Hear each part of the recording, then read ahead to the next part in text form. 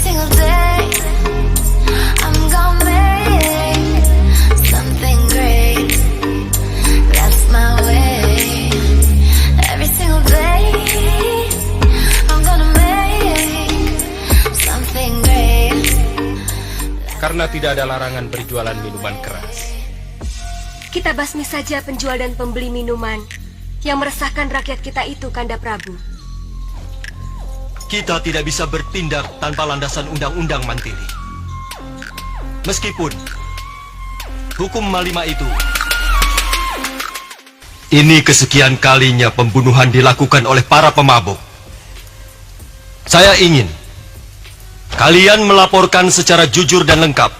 Ampun Gusti Prabu, hamba sendiri tidak tahu kapan mulainya. Tiba-tiba banyak sekali pemuda-pemuda Madangkara yang suka bermabuk-mabukan.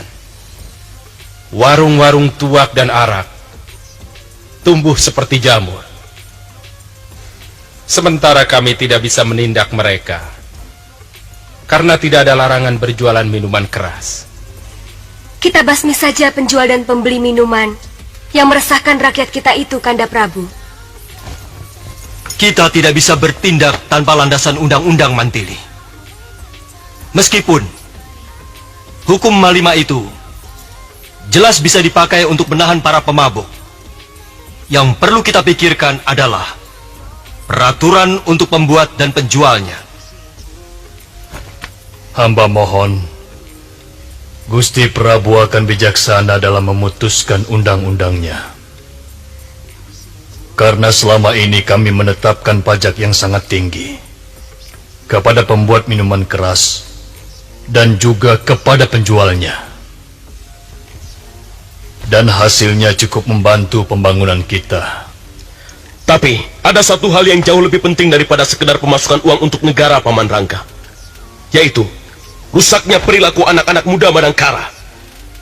Apakah hasil pajak minuman itu mampu untuk mengobati kerusakan perilaku yang sudah terlanjur terjadi? Iya, itu benar. Kerusakan watak dan perilaku itu sangat sulit untuk diperbaiki.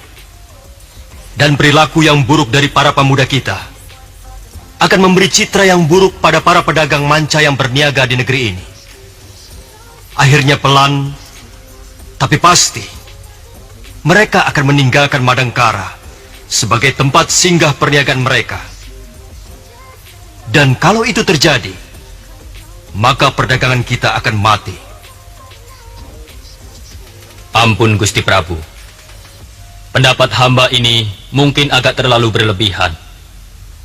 Tapi hamba menaruh curiga bahwa munculnya begitu banyak warung minuman, bahkan penjual makanan keliling pun sekarang menyediakan tuak.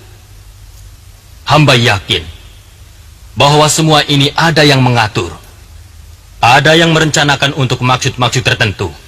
Iya, pendapat Dinda Indra Kumala memang betul, Gusti. Paman Ranggata, apa di kawasan Madangkara ini ada pembuat minuman keras atau sebangsanya? Setahu Paman, hanya ada satu orang yang membuat minuman keras. Itu pun sudah gulung tikar. Tetapi beberapa penjualnya memang masih tercatat sebagai pembayar pajak minuman yang patuh.